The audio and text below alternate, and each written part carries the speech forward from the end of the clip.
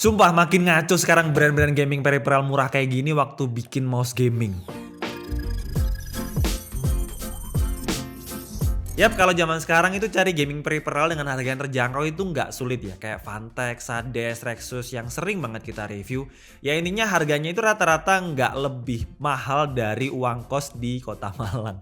Sekitar 300.000, 500.000. Dan dulu inget banget waktu saya kuliah dan beli gaming peripheral itu biasanya beli harga segitu bagusnya cuma dalam kemasan. Waktu dibuka pasti ada aja komplainnya, kayak kopong banget, build quality-nya kurang, terus ada beberapa fitur yang terkesan gimmick.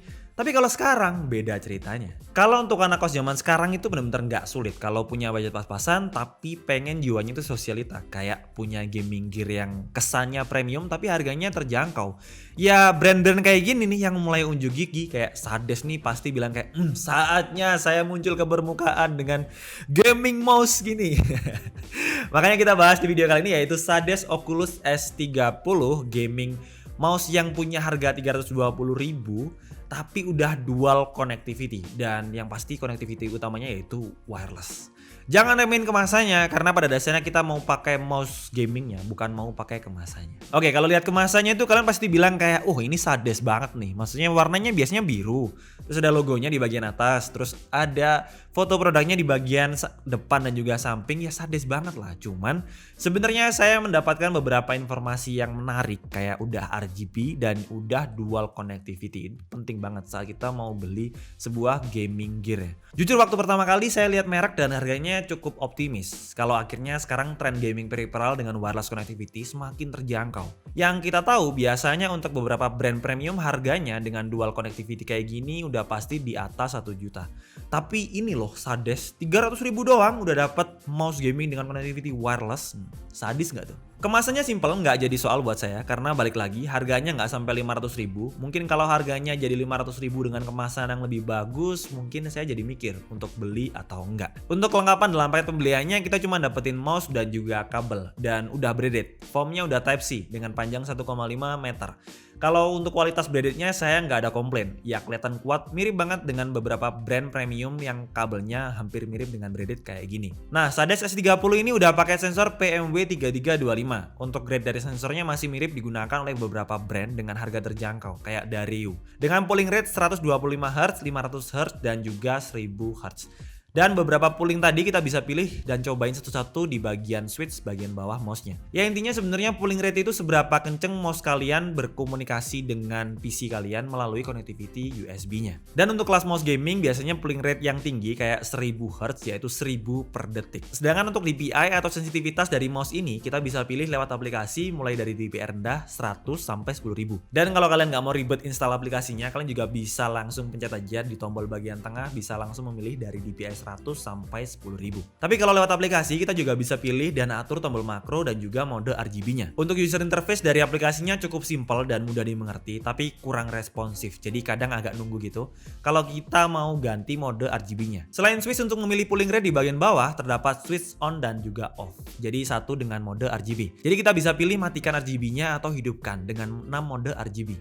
Satu poin plus untuk harga segini, RGB yang didapetin cukup menarik tanpa kesan norak, jadi nggak terlalu nyala berlebihan.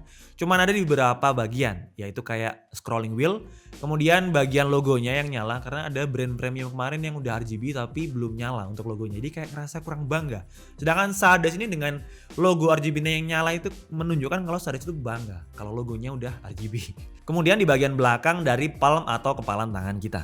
Secara keseluruhan bodinya menggunakan plastik ABS dengan finishing doff kayak gini, dan selain klik kiri dan juga klik kanan, kita juga dapetin 6 tombol yang bisa diatur, tentunya lewat aplikasi bawaannya. Untuk scrolling wheelnya juga cukup nyaman dengan rubber yang bergerigi kayak gini, jadi nggak bikin slip. Di bagian bawah juga dikasih mouse fit, dan saya kurang dapat informasi yang valid untuk material mouse fitnya apa. Biasanya kalau yang kita tahu kan kayak PTFT ataupun beberapa material yang intinya itu bikin licin bagian bawahnya. Tapi seenggaknya waktu kita cobain untuk main game Valorant atau game kompetitif lainnya, itu mouse-nya masih sangat bisa digunakan untuk bergerak lincah. Nah, untuk konektivitas wireless-nya udah 2,4 GHz dan udah pakai dongle yang bisa kita simpan di bagian bawah atau tempat rahasia di bagian bawah kepalan tangan kita. Jadi bagian belakangnya itu bisa dicopot ataupun dipasang. Dan waktu lihat bagian dalamnya sepertinya saya jadi ingat kayak mouse Daxa ya. mirip banget untuk honeycomb-nya. Kemudian untuk beratnya juga hampir sama, jadi cukup ringan dengan 89,4 gram aja. Lanjut kita cobain untuk ASMR dari beberapa tombol yang ada di mouse gaming ini.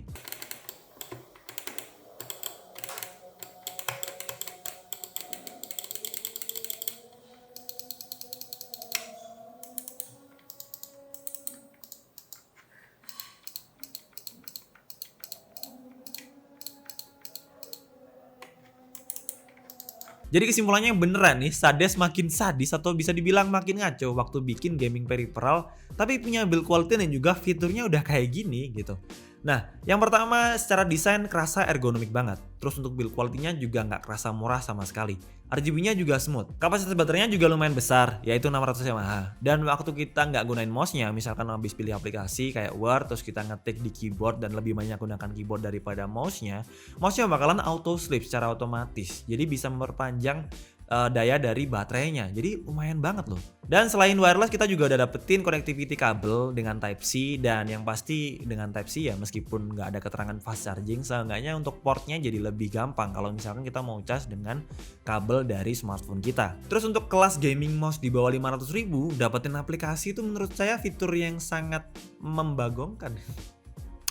Karena harganya nggak sampai 500.000, 320 ribuan aja, tapi dapetin aplikasi yang kita bisa atur kayak RGB-nya, terus tombol makronya, terus kita juga bisa pilih DPI-nya. Cuman untuk RGB-nya yang kita nggak bisa pilih per area, langsung kita tinggal pilih modenya, ada 6 mode. Kalau mau pilih warna juga bisa sih. Cuman untuk aplikasinya karena memang baru di develop, kerasa agak kurang responsif. Kalau kita ganti warna, jadi kita harus nunggu beberapa detik. Untuk versi lanjutan atau versi update-nya mungkin jadi lebih responsif. Dan untuk harganya seperti yang sudah aku ulang-ulang, yaitu 300 ribuan aja, 320 ribu. Dan seperti biasa untuk kalian yang pengen beli langsung aja cek link belinya di bagian deskripsi. Dan segitu aja untuk video kali ini. Saya mohon maaf kalau ada kesalahan dalam menyampaikan informasi. Kalian bisa koreksinya di kolom komentar, katanya dikasih gitu. Jangan lupa like videonya jika suka, dislike aja kalau kurang suka. Dan support terus DKID dengan cara subscribe. Sampai ketemu di video selanjutnya.